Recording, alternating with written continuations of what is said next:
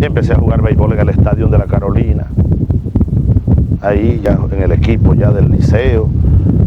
Me gustaba el teatro, hacíamos alguna obra de teatro, etcétera. Dibujaba, empecé a estudiar pintura en la escuela Cristóbal Rojas, ahí en la Plaza Bolívar de Barinas. La Casa de la Cultura, me atraía la cultura siempre, la lectura, la biblioteca, de vez en cuando un periódico, que uno no tenía cómo comprarlo, pero el periódico, un periodiquito del liceo. Y entonces el Che Guevara apareció en Bolivia. Eso tiene que haber sido como en comienzos o mediados del año 67, por allí. Es decir, yo estaba saliendo del primer año de bachillerato y entrando al segundo año. Yo recuerdo clarito que conversábamos cuando las noticias decían que el Che Guevara lo están rodeando, porque hubo varios días de noticias, ¿no? Porque yo recuerdo clarito que nosotros, Adán, mi hermano mayor, que ustedes conocen muy bien, y otros amigos, Vladimir, en Barinas, decíamos, y yo era uno de los que decía, bueno, seguro que Fidel, uno viendo películas, ¿no? O soñando con películas, seguro que Fidel lo manda a rescatar con unos helicópteros. Un muchacho, un niño, pues. Porque el Che decían, no, lo están rodeando. Capturaron a tantos, porque primero capturaron una parte de la guerrilla, mataron a algunos. Tania. El grupo de Tania. El grupo de Tania. Eso se iba sabiendo, porque las noticias, sobre todo por radio, iban radios internacionales, Radio Habana, Cuba, se oía, y Radio Habana, Cuba transmitía y transmitía, seguramente tratando de alertar al mundo para que un poco lo que hizo Fidel aquí, ¿cuántos años después? 30 años después, el 92. Lo primero que Fidel hizo, lo primero que hizo fue alertar al mundo. Chávez lo tienen preso. Que exija al mundo que no lo maten. Me imagino que eso, la misma lógica usó Fidel. Al Che, ok, lo están rodeando. El Che, pero es el Che y son sus compañeros, ¿no? Tal, que no lo maten. Pero al final lo mataron, como sabemos, ¿no? No se pudo evitar que el crimen del imperialismo, utilizando la mano de la Malinche. Aquel sargento que no podía disparar y el Che le dijo, deja de temblar y dispara que vas a matar a un hombre. Tuvo que tomarse unos tragos para poder matar. Y el Mario Terán dice, después, aquel hombre yo lo vi muy grande, muy grande, muy grande lo veía. Era un gigante. Claro que tenía que verlo grande. Aquel enano que no fue sino la mano del imperio tembloroso cumpliendo la orden de ejecutarlo. Le decía, usted dijo ayer dos cosas que a nosotros nos llenaron de admiración y por supuesto también de interrogante. La primera fue cuando contó que en su diario de soldado usted había escrito con su puño y letra 1, 2, muchos Vietnam, y también confesó de que en algún momento usted estuvo a punto de saltar del ejército a la guerrilla. ¿Qué lo llevó qué lo inspiró a tener ese deseo? Yo creo que toda esta secuencia de hechos y de aconteceres de mi vida desde niño. Es decir, desde niño yo comencé a sentir seguramente lo que mi padre sentía, lo que los amigos de mi padre sentían, lo que los Horta sentían, amigos de mi padre en el botiquín de los rastrojos de San Hipólito. Yo comencé a sentir como una simpatía por unos guerrilleros que andan en las montañas, nadie los ve, y algún cuidado por unos soldados que llegaron a buscar a los guerrilleros, desde niño. Luego todos esos recuerdos en Barinas, todo aquello del Che, y al fin la noticia dramática, terrible, lo mataron, y la foto aquella, y sus ojos abiertos. Uno se sentía identificado con aquel hombre, con aquel mártir, el Che, ¿no? Y luego el ejército, porque a los pocos años, al Che lo matan en octubre del 67, 40 años, yo estaba comenzando el segundo año de bachillerato, ya tenía, ¿qué? 13 años, 13, 14 años recién cumplidos, y empecé a jugar béisbol y a través del béisbol a viajar a Guanare, a viajar a Barquisimeto, a jugar béisbol, a tener contacto con otro mundo más allá del pequeño mundo en el que nací, a leer, a oír, a conversar, y luego el ejército. y este uniforme y aquel fusil. Me gustó el ejército del primer día.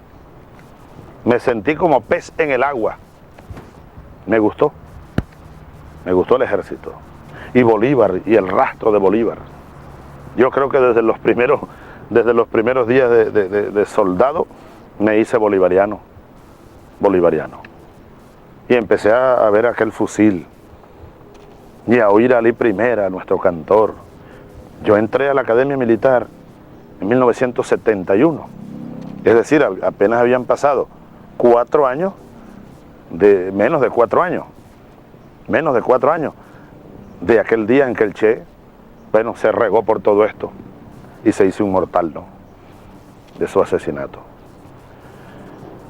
Esos 4 años de Academia Militar, del 71 al 75, ¿no?, fueron años de dejar de ser adolescente y hacerse uno ya un hombre.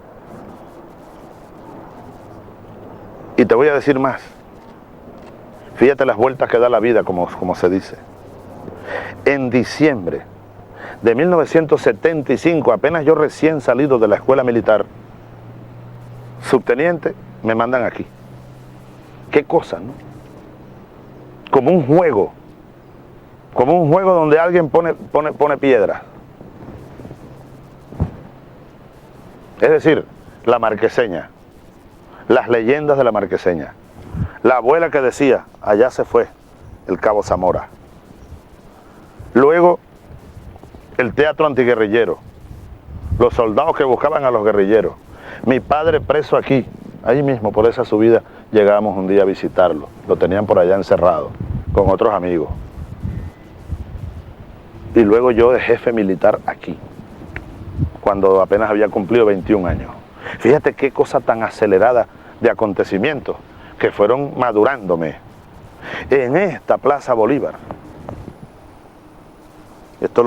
Hace poco lo recuperamos, esto estaba cubierto por el monte y los años.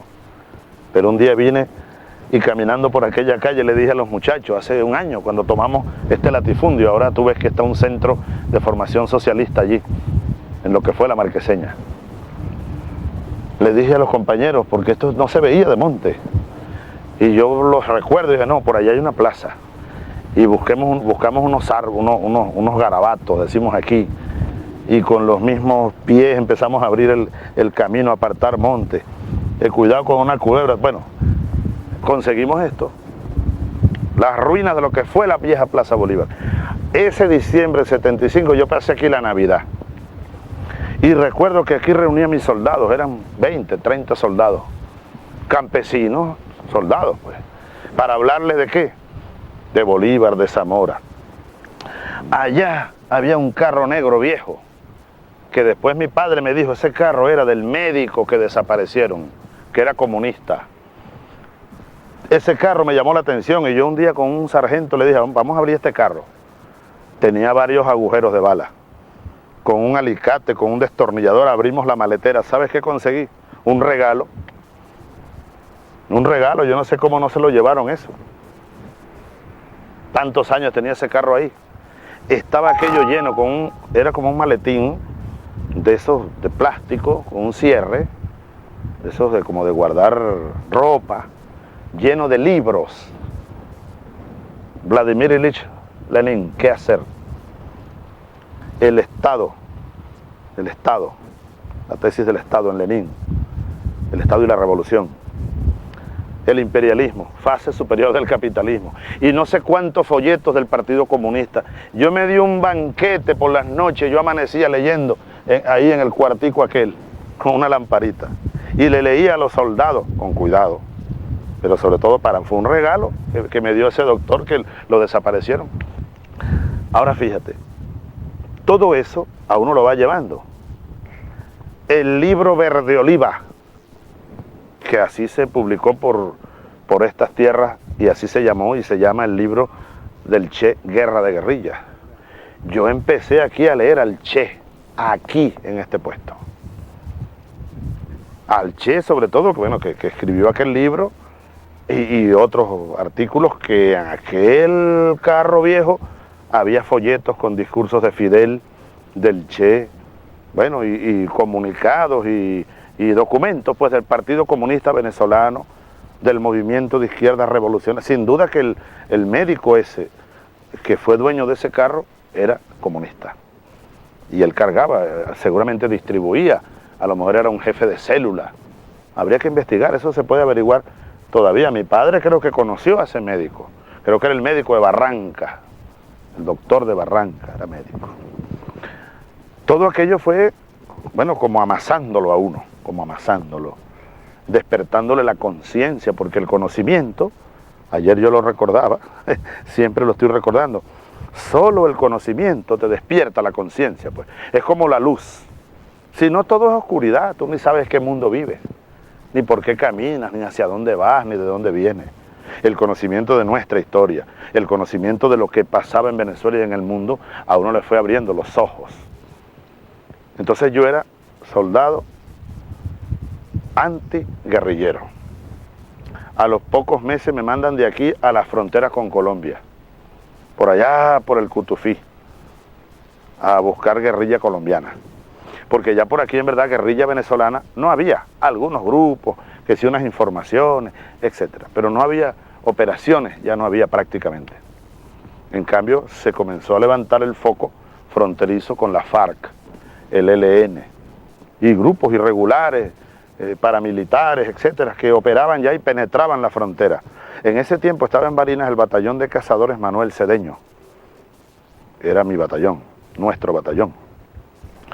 Pero al poco tiempo, el año 77, 10 años del asesinato del Che, ¿no?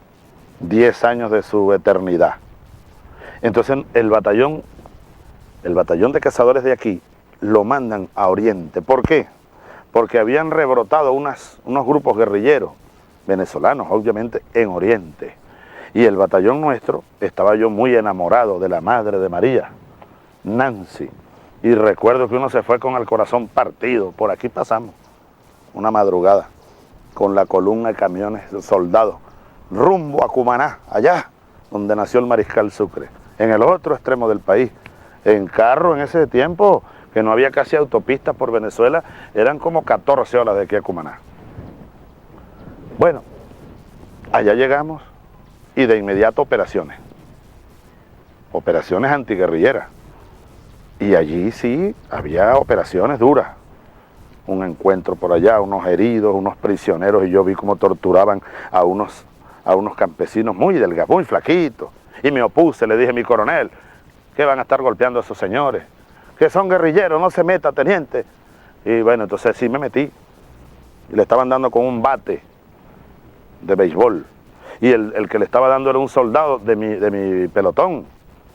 Un coronel de inteligencia llegó allí una noche al puesto de mando donde yo estaba, en las montañas de Oriente, con esos prisioneros. Y después que vamos a descansar, 10 de la noche, yo oigo gritos y me paro rápido y tal. Le estaban dando de batazo. Y era un soldado de los míos dándole, por orden del coronel, que no era jefe ahí. Él llegó a pernoctar con aquellos prisioneros. Entonces yo le arranqué al soldado el bate de la mano, largué el bate al monte y le dije a los soldados: fuera de aquí, no los quiero ver a ninguno. Eran mis soldados. Y me quedo con el coronel y 2 más que él cargaba de inteligencia. Era la famosa CIFA. Terrible era la CIFA, Servicio de Inteligencia de las Fuerzas Armadas. Le tenían miedo al CIFA. Eran torturadores, cortaban manos, lo que le hicieron al Che, porque los instructores eran los mismos. ¿Quiénes? Los gringos, los Rangers, la Escuela de las Américas en Panamá, etc. Yo me enfrenté a aquel hombre, me amenazó con solicitarme un juicio. No me importó, yo no, pero aquí, este no es un campo de concentración. Le dije: o usted me pasa esos prisioneros a orden mía, o usted se va de aquí, mi coronel, yo no puedo aceptar esto. Él se fue, violando normativa, porque la normativa era que no se podía transitar de noche. Pero como él andaba de civil, se fue. Lo cual entonces me lo achacó después a mí, que yo lo eché. Yo no lo eché, él mismo se echó. Le dije yo al general, lo que me mandaba a llamar de Maturín, el comando de la Brigada de Cazadores, que qué me pasaba a mí, que si era que yo estaba, ¿cómo se llama?, interfiriendo en las operaciones y tal. Entonces yo, no, mi general, yo sencillamente no estoy de acuerdo con que torturen a estos señores. Entonces el general moralmente no tenía cómo defender la tortura, así que dijo, bueno, es verdad, se extralimitaron, pero usted no ha debido hacer eso, sino pasar la novedad. Bueno, a los pocos días, los señores prisioneros aparecieron muertos. Se suicidaron, entre comillas, los mataron. En esos días fue que mataron al padre del actual vicepresidente, Jorge Rodríguez, lo mataron en un calabozo. Por esos días apareció flotando en el mar el cadáver de Alberto Lovera, otro muchacho. Eran jóvenes universitarios, jóvenes profesionales.